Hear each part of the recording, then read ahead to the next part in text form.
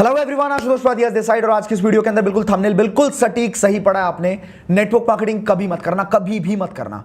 और आज की इस वीडियो में एंड तक मैं आपको बिल्कुल क्लैरिटी देने वाला हूं कि हमें नेटवर्क मार्केटिंग क्यों नहीं करनी चाहिए, कभी नहीं करनी चाहिए। सो इस वीडियो को शुरू करेंगे, लेकिन इससे पहले मैं आपको एक रिक्वेस्ट भी करूंगा कि वीडियो को लाइक करना या डिसलाइक करना ये बाद में डिसाइड करना। पहले अगर वीडियो पे आई गए हो ना, तो एक बार कंटेंट को देख लेना, क्योंकि हो सकता है जो मैं बोलूं, जो आप सोच रहे हो वैसा कुछ हो ही ना, है ना। हो सकता है किसी अलग कंसेप्ट में मैं बात करूं। तो ध्यान से इस वीडियो को देखना और बाद में हम डिसाइड करेंगे, कंक्लूजन पे पहुंचेंगे कि हमें नेटवर्क मार्केटिंग करनी चाहिए, नहीं करनी चाहिए। और मैं टिका रहूंगा बात पे कि नहीं करनी चाहिए, ठीक है। So before we reach the conclusion, एक बार देश के हालात को देखते हैं। अभी देश में जो माहौल चल रहा है उसको एक बार देखते हैं। आपको सबको पता है ये बात कि हैशटैग मोदी रोजगार दो, ये ट्विटर पे ट्रेंड कर रहा है, ठीक है। लाखों लोगों ने ट्वीट किया, रिट्वीट किया, शेयर्स किए, एंड पूरा का पूरा जो हमारे भारत का यूथ है ना, वो इसके समर्थन में। और मैं खुद बोल रहा हूं, मैं खुद इस चीज के समर्थन में हूं। आपको सैलरी सम्मानजनक लगती है? बिल्कुल नहीं। एक्चुअली मैं आईटी इंजीनियर हूँ। अगर यूएस के मुकाबले देखा जाए तो हमें शायद मेरे हिसाब से 10% ही सैलरी मिलती है। अभी आप क्या करते हैं? अभी मैं मतलब इंजीनियरिंग करके अभी सेल्सफोर्स डेवलपमेंट में काम कर रहा हूँ, जॉब कर रहा हूँ मैं। ग्राउंड रियलिटी यही है कि हमें दिखाया जाता है कि आईटी फील्ड में आगे जाके बहुत पैसा है, 1 लाख 2 लाख सैलरी मिलती है ये वो, बट रियलिटी कोई नहीं बताता है कि एग्जैक्ट क्या है। जो हमारा एजुकेशन है, जो चीज़ें सिखा रहा है, वो अब इंडस्ट्री में यूज़ ही नहीं होती हैं। अब सब कुछ आपने कहा डिजिटल हो गया, और आप देखिए एसएससी की प्रक्रिया में क्या डिजिटल है। जितने गंदे तरीके से एग्जाम ले रहे हैं, किसी से पूछ लीजिए, रेलवे का एग्जाम हो रहा है 4 महीने 5 महीने से प्री चल रहा है। ये डिजिटलाइजेशन है। अजीब सी बकवास हो रही है। मतलब अगर ये बातें मोदी जी को भी पता चले तो शायद हंसेंगे, हा ये क्या हो रहा है देश। क्योंकि आप खुद सोचो, जब एक स्टूडेंट कॉलेज के अंदर होता है, जब वो फर्स्ट ईयर में होता है, वो अपनी पूरी प्लानिंग करके रखता है कि भाई मैं आज फर्स्ट ईयर में हूं, मैं 3 साल बाद अपना ग्रेजुएशन कंप्लीट कर लूंगा, उसके बाद मैं इस टाइम पे, इस डेट पे, इस ईयर पे एग्जामिनेशन के अंदर अपीयर करूंगा, मैं इस टाइम पे एग्जामिनेशन दूंगा, इस टाइम पे मेरे रिजल्ट्स आएंगे, फिर मेरी जॉब लग जाएगी, फिर मैं अपनी लाइफ में सेटल हो जाऊंगा, अपनी शादी वादी करके एकदम प्रॉपर सेटल्ड लाइफ मैं जीऊंगा। बट जब इस तरह की चीजें होती है ना कि 2-2 साल एग्जामिनेशन के रिजल्ट पोस्टपोन किए जाते हैं, कोई अता पता ही नहीं होता कि भाई एग्जामिनेशन का रिजल्ट आएगा भी नहीं आएगा, फिर होता क्या है कि वो स्टूडेंट की पूरी लाइफ, पूरा फ्यूचर धुंधला सा हो जाता है। उसको समझ नहीं आता कि अब मुझे करना क्या है, मुझे क्या करना चाहिए, राइट। लेकिन उसी टाइम पे उस स्टूडेंट को ये समझ नहीं आता कभी भी कि मुझे बी प्लान हमेशा रखना चाहिए था, मुझे बैकअप प्लान हमेशा तैयार रखना चाहिए था अपने साथ। कोई दिक्कत नहीं है, मैं आपको थोड़ा सा डेटा बताता हूं। आप मुझे एक काम करना, आप सब मुझे कमेंट सेक्शन के अंदर एक चीज लिख के बताओ कि आपके एजुकेशन के ऊपर जितना भी इन्वेस्टमेंट हुआ है, ठीक है, पेरेंट्स ने किया है, जो भी इन्वेस्टमेंट किया है, वो कितना अमाउंट था लमसम, ठीक है। लमसम मतलब अंदाजे से, टेंटेटिवली आप बताना मुझे कि कितनी इन्वेस्टमेंट आपके पढ़ाई के ऊपर आपके पेरेंट्स ने करी है। बिकॉज देखो, एग्जैक्ट तो कोई भी नहीं बता पाएगा, ऑब्वियसली मैं भी नहीं बता पाऊंगा एग्जैक्टली, बट एक लगभग अंदाजे से आप लिखना जरूर। और आपको मैं एक डेटा देता हूं, बिल्कुल शॉक कर देगा। और जो भी चीजें मैं बोलूंगा ना, जो भी डेटा मैं आपको देने वाला हूं, सारे सोर्सेज आपको डिस्क्रिप्शन बॉक्स में मिलेंगे, जाके आप खुद भी रिसर्च कर सकते हो। तो डेटा यह है कि इंडिया की पर कैपिटा इनकम का मतलब होता है कि इंडिया का जितना भी जीडीपी है, ठीक है, उस जीडीपी को अगर पॉपुलेशन से डिवाइड करें तो पर कैपिटा इनकम निकलती है। मतलब एक इंसान एवरेज इतना पैसा कमा रहा है, और एवरेज इंडियन की इनकम है 1,26,000 पर एनम, मतलब लगभग 10,500 के आसपास महीने की इनकम बनती है एक इंडियन की, राइट। एक लगभग एकदम एवरेज वाली इंडियन इनकम की बात कर रहा हूं मैं। अब आप सोचो, अगर हमारे एजुकेशन के ऊपर 15 लाख 20 लाख रुपए इन्वेस्ट हो चुके हैं, और वहां पे पर कैपिटा इनकम निकल के आ रही है 10,000, तो लगभग 0.5% के आसपास हमारे को मंथली इंटरेस्ट आ रहा है।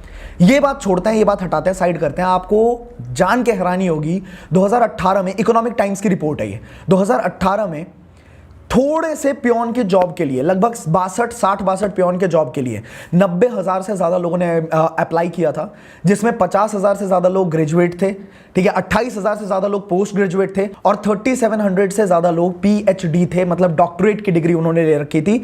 ये हालत है मार्केट में जॉब्स की, वो भी लॉकडाउन के पहले, कोरोना के पहले, ठीक है। कोरोना के बाद क्या हुआ वो भी हम डिस्कस करने वाले, बट कोरोना से पहले ये हालात थे। पर नेटवर्क मार्केटिंग मेरे भाई कभी मत करना, कभी भी मत करना, क्योंकि नेटवर्क मार्केटिंग क्या रिजल्ट्स देगा ये भी हम डिस्कस करेंगे, बट नेटवर्क मार्केटिंग कभी मत करना। इसके आगे चलते हैं, थोड़ा सा समझते हैं कि 2018 की रिपोर्ट है। 2018 में क्या हुआ था आपको पता है? जितने भी सुसाइड्स हुए थे ना, उन सुसाइड्स में अनएम्प्लॉयमेंट की वजह से 9.7% लोगों ने सुसाइड किया था। हम सबको ये बात पता है कि फार्मिंग सेक्टर के अंदर सबसे ज्यादा सुसाइड्स होते हैं, बट उस साल फार्मिंग सेक्टर में सिर्फ 7.6% सुसाइड्स हुए थे, बट अनएम्प्लॉयमेंट की वजह से 9% से भी ज्यादा सुसाइड्स हुए थे। मतलब अनएम्प्लॉयमेंट की वजह से जहां पे 12,000 लोगों ने सुसाइड किया था, वहीं पे 10,000 लोगों के सुसाइड्स हुए थे फार्मिंग सेक्टर की वजह से। अब मुद्दे की बात ये आती है कि इतनी बुरी हालत है क्यों? क्या यूथ में टैलेंट नहीं है, यूथ में पोटेंशियल नहीं है, क्या यूथ के अंदर कैलिबर नहीं है?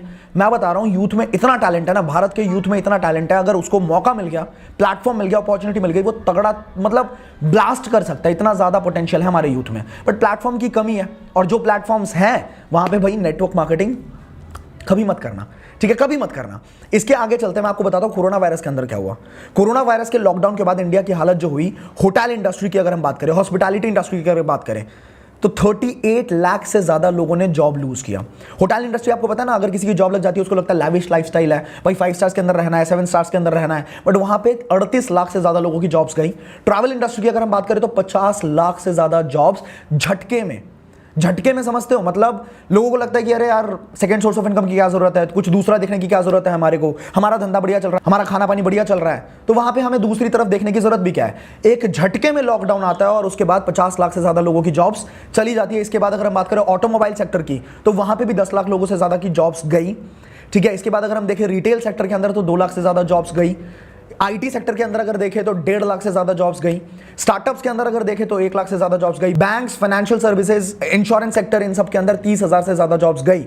बट इतना सब कुछ होने के बावजूद हमारे आंखों के आगे ये सारी चीजें हो रही हैं, बट फिर भी नेटवर्क मार्केटिंग कभी मत करना, कभी भी मत करना। अगर नेटवर्क मार्केटिंग सही इंडस्ट्री होती ना, तो कोई तो ऐसा बंदा होता, कोई तो गवर्नमेंट का ऐसा इंसान होता, गवर्नमेंट की बॉडी होती जो कभी ना कभी नेटवर्क मार्केटिंग को सपोर्ट करती है, नेटवर्क मार्केटिंग के नाम पे कुछ बोलती, सपोर्ट करती, दिखाती और उनको इंकरेज करती जो लोग नेटवर्क मार्केटिंग करते हैं।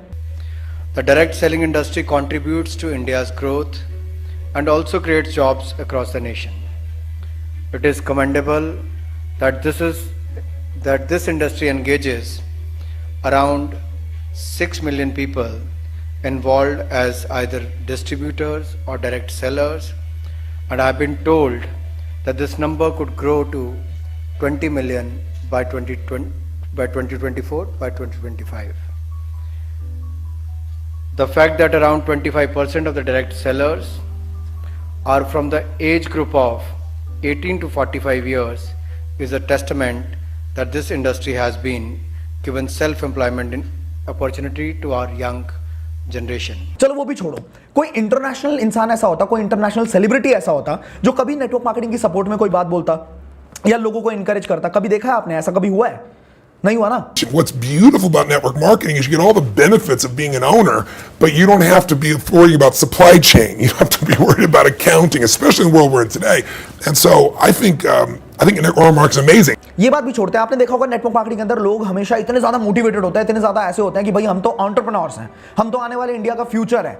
आपने कभी देखा है किसी भी बड़े एंटरप्रेन्योर को जो नेटवर्क मार्केटिंग के इंसान को ऐसा बोलता हो कि नेटवर्क मार्केटिंग के अंदर जितने लोग होते हैं वो एंटरप्रेन्योर्स एक्चुअली हैं? कभी देखा है आपने? I mean, we were involved with network marketing once with a cosmetics company in the UK, and we would have a dinner every year with all these young entrepreneurs from all over the country. So I'm a tremendous believer in network marketing, and I'm a great believer in entrepreneurs. I think all the future jobs in the next 20 or 30 years will be created by network marketing entrepreneurs and other entrepreneurs around the world. ये भी छोड़ते हैं, भारत में आ जाते हैं, Indian market की बात करते हैं। इंडियन मार्केट में कभी अगर नेटवर्क मार्केटिंग अच्छा ही होता तो आप खुद सोचो ना, बड़े बड़े जो यूट्यूबर्स हैं जो 15 मिलियन लेके बैठे हैं, जो 19 मिलियन लेके बैठे हैं, वो कभी ना कभी नेटवर्क मार्केटिंग के सपोर्ट में कोई बात तो बोलते।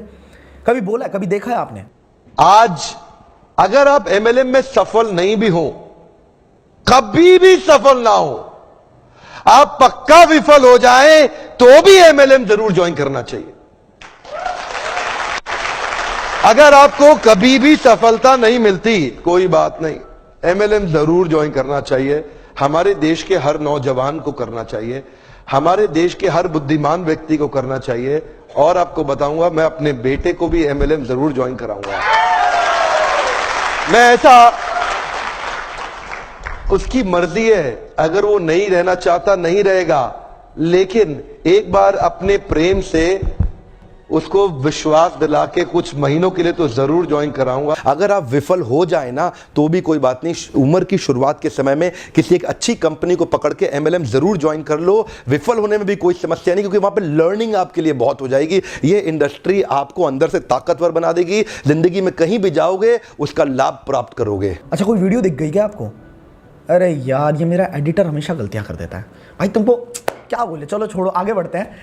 नेटवर्क मार्केटिंग अगर सही इंडस्ट्री होती है ना तो गवर्नमेंट के गाइडलाइंस लॉन्च हो जाते हैं, और इसके अलावा गाइडलाइंस 2016 में लॉन्च हो चुके होते हैं, और अगर लॉन्च हुए हैं तो मैं आपको पीडीएफ भी दे देता डिस्क्रिप्शन बॉक्स में, आप वहां से डाउनलोड करके पढ़ भी सकते थे कि क्या सच में लॉन्च हुए हैं। और सही बात यह है कि लॉन्च हुए हैं। अगर नेटवर्क मार्केटिंग इंडस्ट्री सच में बढ़िया होती तो कोई दिल्ली यूनिवर्सिटी जैसी ऑर्गेनाइजेशन होती, ठीक है, जो कि अपने कॉमर्स वाले स्टूडेंट्स को बाकायदा अपने सिलेबस के अंदर पढ़ा रही होती कि नेटवर्क मार्केटिंग एक सब्जेक्ट है। अगर सही इंडस्ट्री होती तो ऐसा होता, लेकिन है क्या? हाँ जी बिल्कुल है, बिल्कुल है। ठीक है, नेटवर्क मार्केटिंग के बारे में अगर मैं बताऊं, एक मामूली सा इंसान, एक बिल्कुल बच्चा, 19 साल का लड़का, वो जिसको एक 5,000 की मतलब ऑफिस का भी खर्चा नहीं उठा सकता था, वो आज के टाइम पे वो 5 स्टार्स के अंदर रहता है। आज के टाइम पे 5 स्टार्स के अंदर जाने से पहले उसको सोचना नहीं पड़ता। आज के टाइम पे एक ट्रिप लेके गया था, मनाली के अंदर ट्रिप लेके गया था, और लगभग 4-4.5 लाख रुपए खर्च कर दिए, पूरी टीम को पूरी तरीके से स्पॉन्सर्ड ट्रिप दी थी। ठीक है, एक लड़का इतनी सारी चीजें नहीं कर पाता। इसके अलावा मैं आपको बात बताऊं, एक लड़का 500 रुपए से 60 लाख तक की जर्नी को कवर नहीं करता। भरोसा नहीं हो रहा है ना, भरोसा नहीं हो रहा है ना। मुझे पता है हमारा भारत महान है, ठीक है, हमारा भारत इतना महान है कि यहाँ पे अगर बोल दिया जाए ना कि भाई सांप दूध पी रहा है, तो बच्चा दूध पिए ना पिए कटोरा लेके पहुंच जाएंगे सांप को दूध पिलाने के लिए, पूरी भीड़ लग जाएगी। अगर ये बोल दिया जाए कि गणेश जी लड्डू खा रहे हैं तो लड्डू पूरी दुनिया खिलाने पहुंच जाएगी उनको। बट ये बोला जाए कि पैसे आते हैं, सच में आते हैं। एक इंसान चीख चीख के बोल रहा है, यूट्यूब पे खुले में बोल रहा है, ठीक है, कि पैसे आते हैं, वाइट पैसे आते हैं, बट भरोसा नहीं होगा। तो एक काम कर लेना, आई बटन पे लिंक दे दूंगा, आई बटन मतलब यूट्यूब पे कॉर्नर पे दिख रहा होगा, लिंक दे दूंगा, जाके उस वीडियो को देखना, आपको खुद समझ आ जाएगा कि आते हैं या नहीं आते। और एंड में मैं यही बात बोलूंगा, भाई नेटवर्क मार्केटिंग, हाथ जोड़ के बोल रहा हूं, कभी मत करना। अगर आपको लगता है कि भाई नेटवर्क मार्केटिंग ये होता है वो होता है, सी 2 तरह की इंडस्ट्री है यूट्यूब के ऊपर। YouTube के अंदर एक इंटरटेनमेंट इंडस्ट्री है, एक इंफोटेनमेंट इंडस्ट्री है। अब इंटरटेनमेंट वाला इंसान जब इंफोटेनमेंट में घुसने की कोशिश करता है, और जो इंसान उसने कभी भी किसी बिजनेस के ऊपर बात नहीं करी हो, वो बिजनेस के ऊपर ज्ञान देना शुरू करता है, तो वहां पे आपको समझना चाहिए कि आपको उसकी इंफॉर्मेशन लेनी है या नहीं लेनी है, उसकी क्रेडिबिलिटी कुछ है या नहीं है। ये टोटली आपके ऊपर है, ठीक है। जिसने जो काम किया होगा वही उसी के बारे में आपको बता सकता है। जिसका काम उसी को साजे और करे तो ठेंगा बाजे। तो अगर आपको अच्छी लगी ये वीडियो, आप अपनी पूरी टीम के साथ शेयर कर सकते हैं इस वीडियो को, उन लोगों के साथ शेयर कर सकते हैं जो लोग हमेशा यही बात बोलते हैं कि नेटवर्क मार्केटिंग कभी मत करना। अगर अच्छी लगी ये वीडियो, आपको लाइक जरूर करना है इस वीडियो को, ताकि मेरे को इंस्पिरेशन मिलती है इससे। एंड कमेंट करके मुझे बताना कि आपको कौन सा पार्ट सबसे ज्यादा बढ़िया लगा है। शेयर जरूर करना अपनी पूरी टीम के साथ, ताकि उनको भी एनकरेजमेंट मिले कि वो एक सही इंडस्ट्री के साथ एसोसिएट होकर काम कर रहे हैं। और फाइनली सब्सक्राइब जरूर कर देना चैनल को, because we are very close to 1 lakh subscribers. And बहुत मजा आने वाला है, आने वाले टाइम में बहुत सारी वीडियोस आने वाली हैं। सो लाल बटन मिल जाएगा, क्लिक कर देना, बेल आइकन हिट कर देना। I will see you in the next video. Till the time, बड़ा खेलते हैं।